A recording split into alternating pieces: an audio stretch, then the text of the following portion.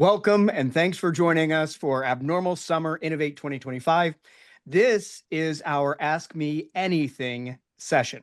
This is the CISO edition of that. I'm Mick Leach, and I'm joined by Mike Britton and Patty Titus. By way of introductions, I'm a field CISO here at Abnormal. I've been here about 4 years, was initially joined as head of security operations internally. Prior to that, had been leading security operations, engineering, architecture capabilities at Fortune 500 companies, primarily in the financial services and insurance industries. So been doing IT things for about the last 28 years, and the last 18 of which have been focused in cybersecurity. So that's a little bit about me. Patty, would you tell our audience a little bit about yourself? Yeah, thanks, Mick. I'm also a field CISO at Abnormal. I have not been with the company as long as Mick, so I'm about 3 months in. Prior to that, I have been a Fortune 500 CISO for about 23 years and counting. So I'm happy to be here. I've been in several vertical markets, several public and private sector adventures. So looking forward to today's Ask Me Anything. I love it. And Mike, please tell us a little bit about yourself as well. Awesome. Well, Mike Britton, I am currently the CIO for Abnormal. I've been here a little over 4 years, was an early customer of Abnormal's, and was the CISO of a Fortune 500 financial services company prior to this, and almost 30 years in security and IT. That's awesome. Thank you both very much. I appreciate it. Glad to have you both with me to answer these so I don't have to do it all by myself. And folks, if you haven't already seen it, please make sure you check out Evan's keynote from earlier today. There were a number of really interesting thoughts and viewpoints shared on that, a couple of which are probably contrarian. So definitely worth checking out. See if you agree with where he's at in terms of looking towards the future of cybersecurity and how AI plays into that. I would encourage everyone as an Ask Me Anything session.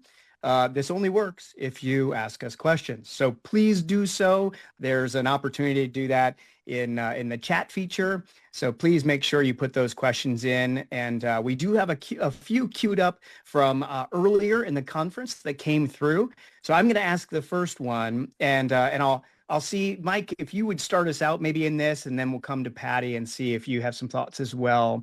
But what strategies can organizations adopt to stay ahead of evolving AI-powered cyber threats? Yeah, I think, first and foremost, it's important that while the threat actors are definitely using AI to fuel their cyber threats and attacks on organizations, it's also important not to forget about the fundamentals and the blocking and tackling and all of the things that still need to happen. It would be great if I could just focus on the new shiny objects and the new threats and forget about all the old, but those are also there and they don't go away.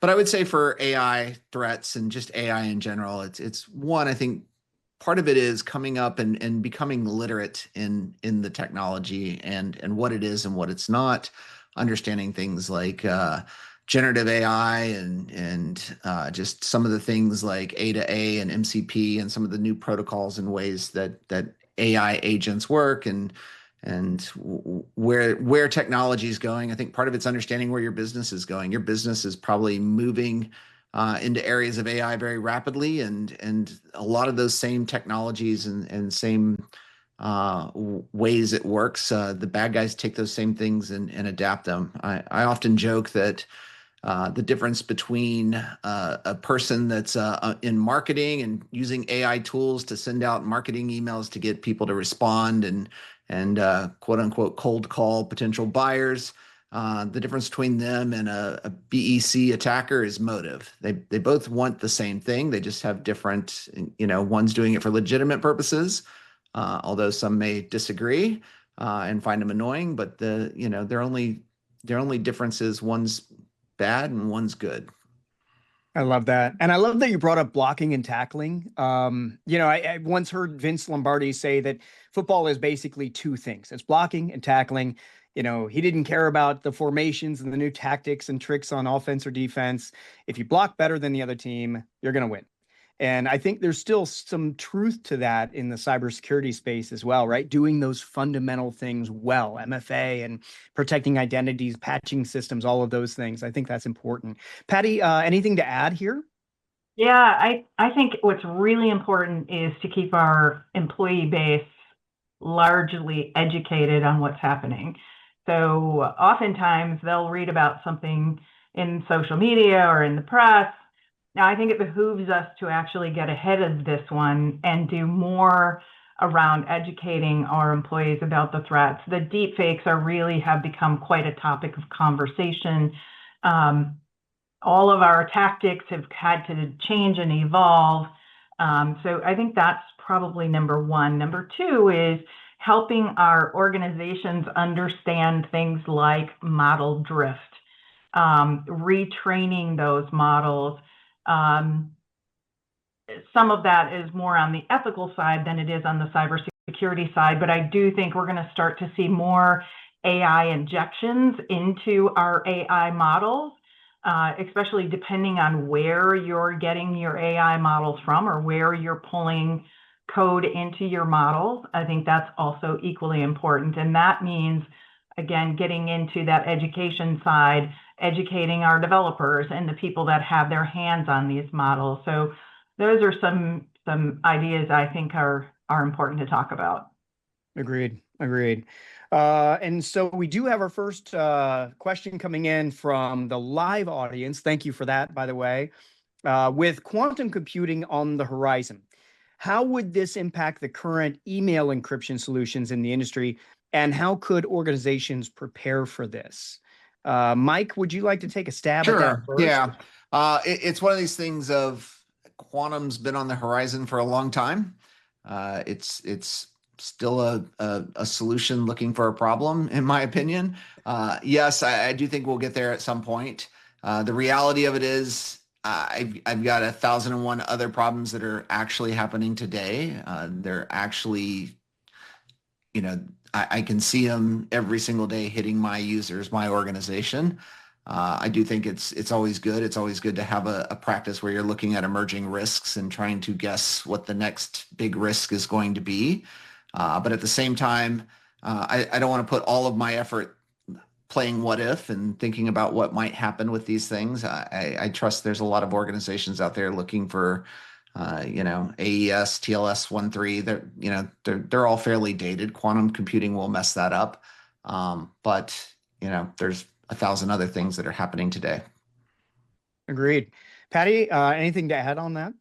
Yeah, I think what's important is organizations need to start thinking about quantum proof encryption, and they need to start understanding where they have tokens or certs. So I think it's not just email we need to worry about. We need to also be worried about where we have other digital certificates that are utilizing encryption protocols. And then as we're starting to look at new solutions, we need to make sure they're quantum proof. At least the company has a path or an R&D in their roadmap to be able to develop solutions to solve that encryption conundrum. That, while I do agree, it's predicted that it's out a bit. I have started to see that that timeline that used to be 5 years, and in the last 12 months, I'm seeing that starting to be bifurcated some and come in a little bit further. So, yeah. Yeah, and the only thing I guess I would add personally on that as well, because both great points from you, both. The other thing that I would also note is maybe taking note of where data is, any past data breaches, those kinds of things. We need to keep in mind that in many cases, bad actors, and Patty, you and I were just talking about this the other day, bad actors have been collecting data with the idea that we'll decrypt later.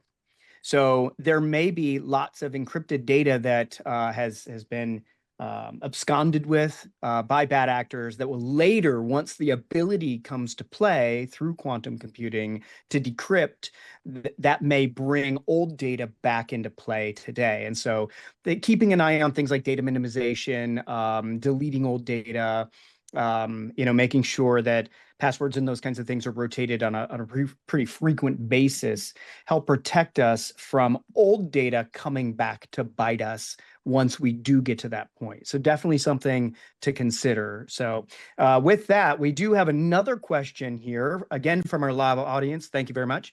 What is your opinion on third-party vendors using LLM and Gen AI providing services to many areas and businesses in terms of security risks? I know that as many of our vendors bring new things, they're bolting things on, they're enabling them in some cases without telling you. I know that's happened to me personally, where you see, wait a second, I didn't realize this was on and now it is.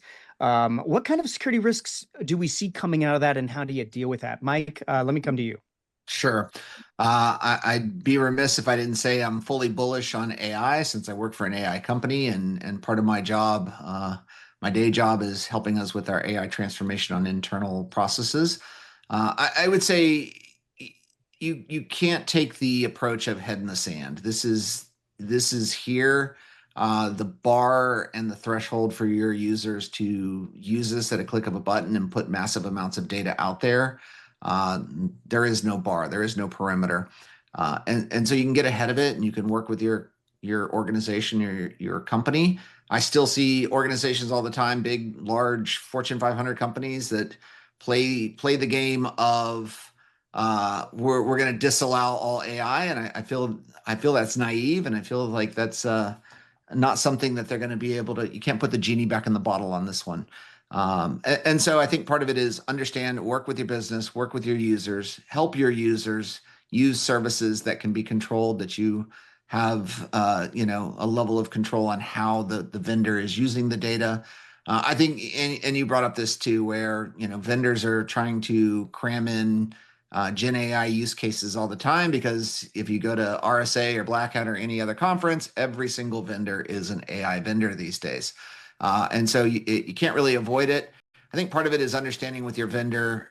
I have tons of vendors, and having that conversation with them, expressing to them, getting them to give you that feedback on roadmaps and understanding when this stuff is coming, and then really working with them on being transparent and giving you the ability to opt out of things if it's not within your risk appetite and you don't, hey, I don't want this AI feature that you're turning on. I would like the ability to turn it off. Those are all good things that everybody should be approaching their vendor, and really just understand how the vendor's protecting it.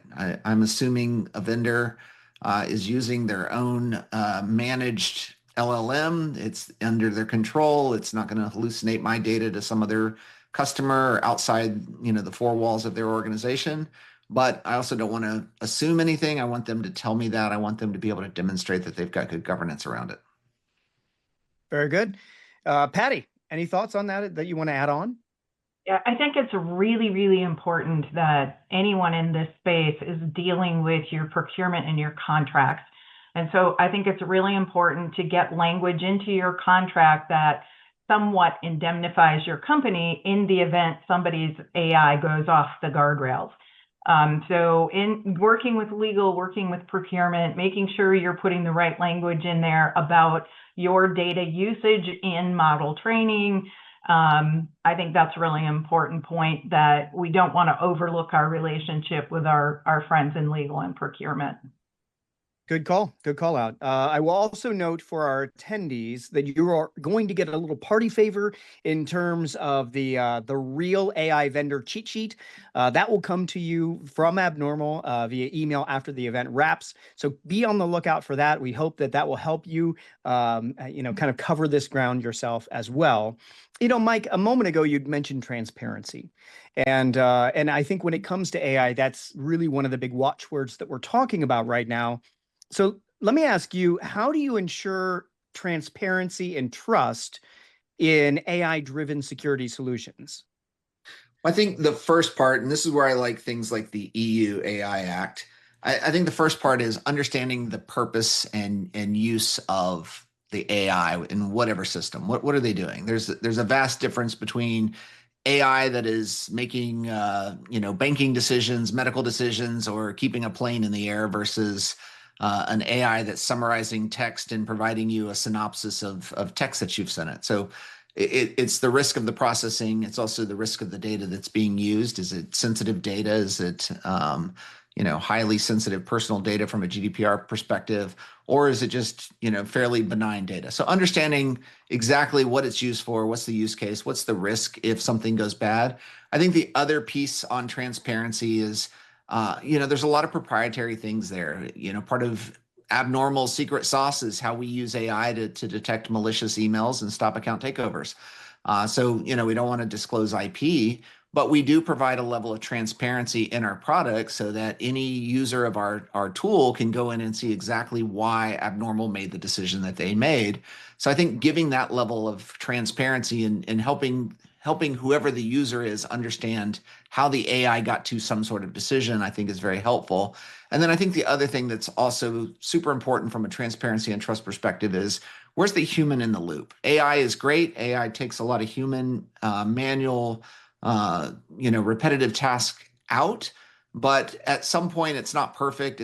We're not living in the world of, full autonomous everything. And it's important to have a human in the loop that can either override the AI or, take some other action based on, human brain looking at something and making a different decision. Yeah, Mike, I like how you mentioned about Abnormal specifically. I know that we all work for Abnormal, so this might feel disingenuous, but prior to coming to Abnormal, I was a customer. And what I saw in terms of that transparency was a huge differentiating factor for me when I bought Abnormal at my last Fortune 500 bank, because for the first time, I didn't have to trust what a vendor was telling me. I could go in and see for myself exactly what the different aspects were that it triggered upon, and what those were rated at. And that made a big difference for me. And I think that's the kind of thing that we need to be looking for from our vendors, particularly in that AI space. Patty, let me come back to you here. Thoughts on ensuring transparency and trust in AI-driven security solutions? I think you and Mike both hit on excellent points. And I'm going to drift back into that contracting legal language to say that's also a way to drive transparency, is to be very clear in the scope of work that you're doing with a company, what the expectation is of the data you're giving them. So I think it's very, very important to be super clear. We all deal with IT projects and programs, and we see a lot of scope creep happening. AI is one of those areas where clearly defined use cases that have been vetted from a risk perspective is super important to every company in order to manage risk to an acceptable level within risk tolerance in that individual company. So that's really all I'd add. I think you guys covered it off really well. Okay, very good. Well, Patty, I actually want to stay with you for this next question, which did come from our live audience. We appreciate this. Do you believe all organizations around the world will implement an aspect of AI in their operations in the near future? I would say if they're using technology, if they have any sort of a digital footprint, I think that's kind of a given. So we're already seeing AI being used in our cloud-based email solutions. If you are in Outlook or you're in Gmail, you're going to have AI being used. If you're using video conferencing software, which most companies do today, yes. I would say perhaps not if you are in landscaping. Maybe you're just mowing people's lawns, or you're a teenager. I think there might be some aspects where no, but I also think even in landscaping, you could be using CAD programs that are designing out what that yard's going to look like. I do think AI will be used in a lot of places. And to be honest with you, AI is not new. Remember, AI has been around since the 70s. The consumerization of AI, where we've put it into the hands of a general consumer to use, this is what's newer. And then the use of the large language models has also been fairly pervasive, probably for the last decade. I would say the difference is we've got to hone our mind around data quality and data conformity, and we haven't necessarily done such a great job with that. And whatever data you're feeding into that AI is what's going to come out of it. And if you think something magic is going to happen and it's going to clean up your data, that is not going to happen. So, yeah, Okay. thanks, Mike. I agree. I agree. I hesitate to think of any industry, any company, any role, any job where AI couldn't help in some facet. Mike, what do you think about that? Yeah, I'm going to go one step further. I'd say 99% of all organizations around the world are already using AI in their operations. And probably a big, huge chunk of that are using generative AI somewhere. Like Patty mentioned, it's not new. Ad tech, which is part of my previous business that I was with as well. AI has been big in behavioral ad placements, things like that. It's all over the place.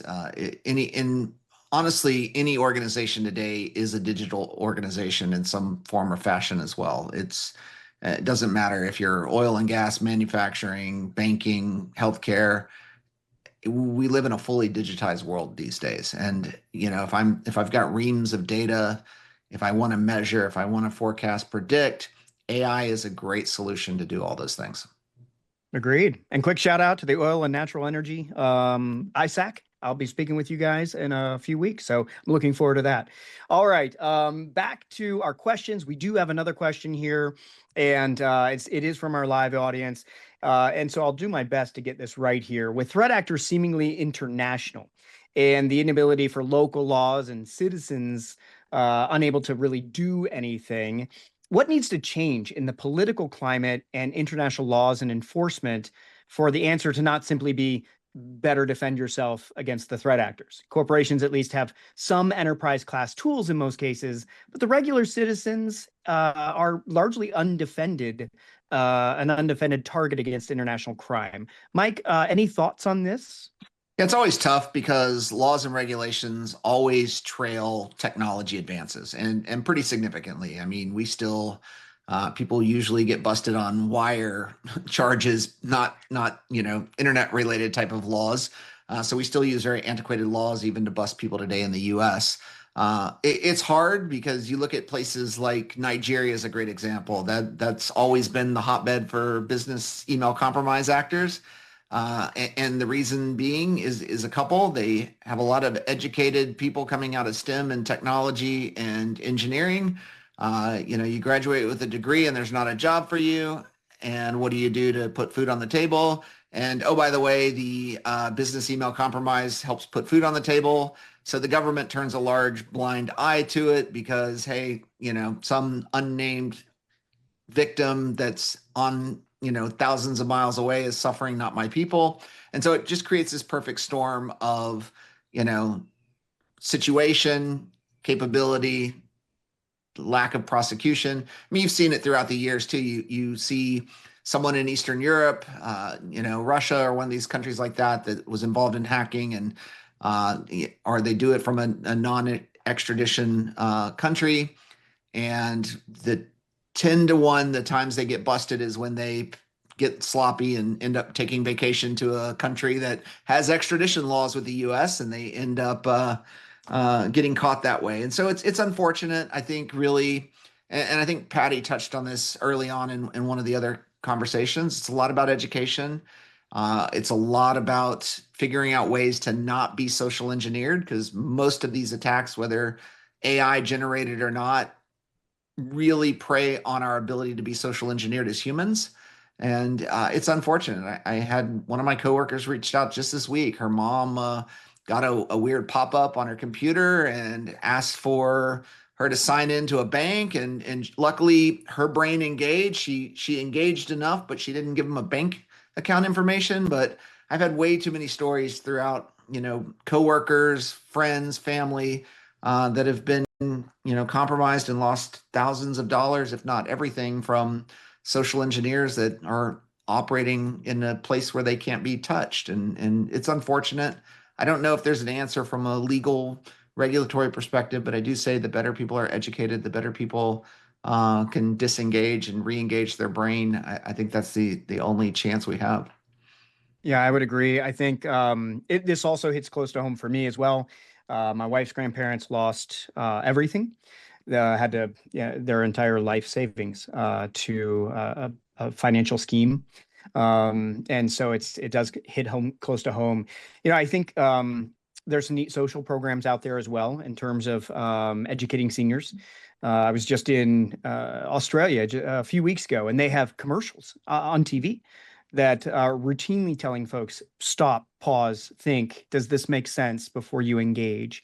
So it's these kinds of things that I think ultimately, to Patty's point, to your point, Mike, that will ultimately, help further us, bring us closer to protecting this, very vulnerable population. Patty, anything to add?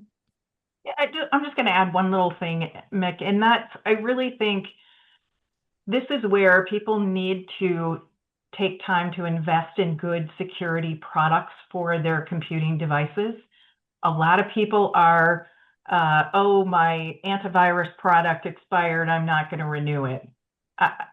It is one of those things that should be part of your budget, is getting a proper security package so that you're getting updates, you're getting real-time consumer solutions that are helping to block the threat actors. It's not perfect, but it's better than not having anything on your endpoint devices, your computers, your laptops, your iPads, whatever it is you're using. Gotcha. Yeah, good call out. And the last question, guys, time has absolutely flown by because this has been such a great discussion. The last live question that we have here is, are there any independent benchmark studies that differentiate abnormal security, abnormal AI now, from other products like Proofpoint, Microsoft Defender, et cetera? Mike, let me come to you. You probably are best prepared to tackle that. Yeah, I'd say if you're talking about efficacy, no, not really. There's not a standard there. I do say that Abnormal is really good at being able to differentiate from a architectural approach, a just pure, aspect of how we tackle the problem. So I think we do a good job of articulating that. But I would just say it's as simple as this. One of the beautiful things about Abnormal, and where as a previous customer and even a customer here inside, the reality of it is Abnormal sits in a situation, and because of the API architecture, you're going to see things that get past other lines of defense. So if you're using a email gateway like a Proofpoint or Mimecast, Abnormal is going to only see things that they miss. If you're using Microsoft 365 Google, you're only going to see things that they miss. So in my opinion, I don't really care on I only really care on something that gets through and someone acts upon it. That's when I care. And that's where Microsoft or Abnormal is really good at picking up all those things that everybody else misses. Okay. Yeah, good call out.